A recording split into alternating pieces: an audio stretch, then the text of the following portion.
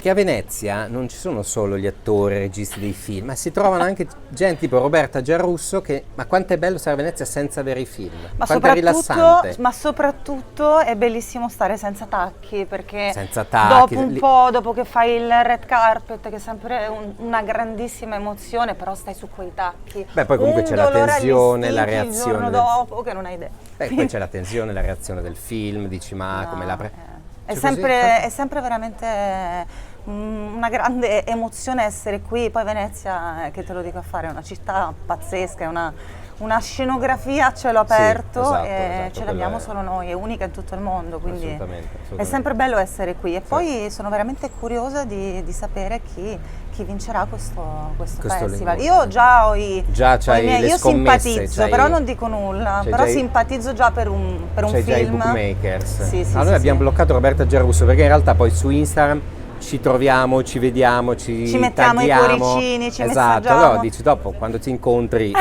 così adesso questa la mettiamo su Instagram e ci mettiamo il like, così finalmente però ci conosciamo di persona, esatto, e non c'è solo un sui incontro, social. esatto. Però io volevo approfittare di questa intervista per parlare con te di cinema, proprio Sì. delle tue passioni. Io volevo sapere chi è la tua attrice, cioè proprio quella che c'è la foto sul comodino. Le mie attrici preferite, dico attrici perché sono veramente non poche. Diciamo che prima di cominciare questo mestiere dell'attrice, il mio mito incontrastabile secondo me è sempre stata Meryl Streep.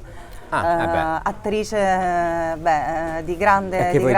cosa vuoi dire Meryl Streep? Cioè, non basterebbe secondo me un saggio intero per poterla descrivere nella sua immensità. Esatto. Un'altra attrice che mi piace moltissimo è la rossa, Susan Sarandon. Che è più sottovalutata Susan Sarandon. Lei secondo me è un'attrice molto sottovalutata, ma lei ha fatto dei film che io adorerei fare, tipo Le streghe di Eastwick, vedi però. Thelma e Louise. Hai citato per esempio Le streghe di Eastwick, che è un film citato pochissimo. Thelma e Louise, ma lei ha anche un premio Oscar, quindi comunque un'attrice Dead Man Walking è bravissimo, quindi che basterebbe sei preparatissimo su Susan Sarandon, ma lei non solo è una grande attrice, ma anche nella vita è sempre stata anche una grande attivista. Sì, ma io tuttora la seguo su Twitter. Nelle manifestazioni politiche e sociali, si è fatta arrestare pure 2 volte. Sì, ma su Twitter quando gli parte la brocca non ce n'è per nessuno. E io amo le persone alle quali parte la brocca, perché io sono un po' come Susan Sarandon. E adesso se mi parte la brocca, io... No, adesso no, se Roberta... Siccome è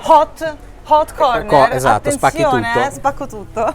No, però è bello, in un mondo in cui ormai c'è il politically correct, dobbiamo essere tutti, no? Non c'è più libertà di poter dire quello che si pensa. Sì, o anche ormai essere ci critichiamo per dissonanti. qualsiasi cosa sui social.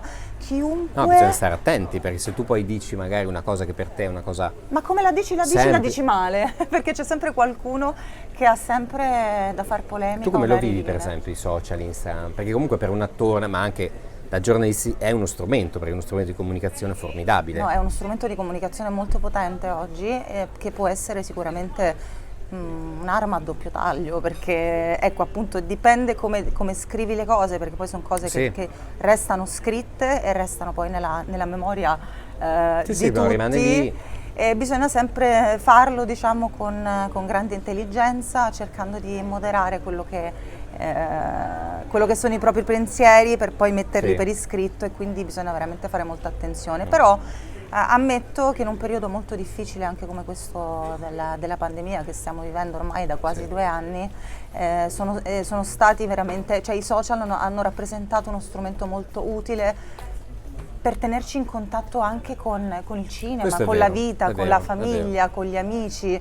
Sono stati uno strumento di conforto e di compagnia soprattutto, perché tanti non hanno avuto la fortuna di vivere questo momento in compagnia con i propri cari, con la propria famiglia, con il proprio marito, con la propria donna, con la propria fidanzata, quindi quello a volte è stato un modo per potersi in qualche modo per poter passare e trascorrere del tempo, è vero. Insieme alla TV, al cinema, alla lettura e a tutto il resto. Però ecco, i social io sono una che li usa soltanto per lavoro. Solo per mettere like Hot Corn devi usarlo. Ovvio, per seguire allora, Hot Corn. Adesso, finita la parte seria dell'intervista, adesso ti faccio scegliere. Perché questa era quella seria? Sì. Ti faccio scegliere tra queste cartoline. Ecco, cos'è? E poi ti faccio scegli quale vuoi portarti via. Poi ti regalo anche la borsa di Hot Corn, che non io è... perché avrei voluto essere sempre lei, Uma Thurman, perché il mio sogno è poter fare un personaggio così, un'eroina con la tuta gialla, la spada. con la tuta gialla, però mi devo accontentare del carnevale per potermi vestire da Uma Thurman. Vabbè, si comincia col carnevale. Si comincia così. Roberta, ti faccio l'ultimo gioco però. Sì. Domani devi partire per l'isola deserta, ok? E puoi mettere in valigia solo un film, il tuo film del cuore, qual è? Travolti da un insolito destino nell'azzurro mare così di agosto. proprio, pensavo sì, che ci perché è il fosse... mio film preferito. Ecco, e se vogliamo quello parlare originale appunto di però, non Swept Away. l'originale con Mariangela Melato e Giancarlo Giannini. Il signor Carunchio, chi è che non ricorda il signor Carunchio? Tu stavi dicendo una cosa, quel film oggi forse non sarebbe possibile a livello di politically correct, perché tra... No, perché... a parte le botte, insomma, nel senso che c'è una cosa fisica. Bravo, stavo loro per due dire che proprio quello, in un momento in poi... cui si parla di violenza, di parità di genere, quello è proprio un film che in realtà dividerebbe... Poi lì c'è anche il classismo, perché poi no, esatto, lui che era comunque un operaio. Un operaio, lei invece un'aristocratica, quindi insomma lotta tra le classi sociali, quindi insomma creerebbe secondo me un po' di scompiglio, però è un film che secondo me ancora oggi è un classico e che tutti i giovani attori che fanno anche le accademie secondo me dovrebbero vedere, perché insegna molto su a livello di recitazione loro due erano fantastici. E lei, ecco, Mariangela Melato è una di quelle attrici italiane che io apprezzo tantissimo e stimo molto. È vero, ma te ne potrei elencare tante altre, anche Valeria Bruni Tedeschi, perché Valeria secondo me è un'attrice che riesce a normalizzare la nostra inadeguatezza, perché lei è l'amica nevrotica, l'amica quella isterica, lei riesce a questo potere. Esatto, perché poi alla fine siamo tutti inadeguati. Esatto, quindi lei lo riesce a fare con una naturalezza, una normalità che ti fa sentire a tuo agio, capito? Dice, allora posso vivere, posso stare al mondo. Anch'io, esatto. Allora io ti consegno la borsa di Hot Corn. Grazie. Per andare in spiaggia e metti la cartolina che è perfetto. Okay. Roberta Giarrusso all'Hot Corn. Grazie Roberta. Ciao.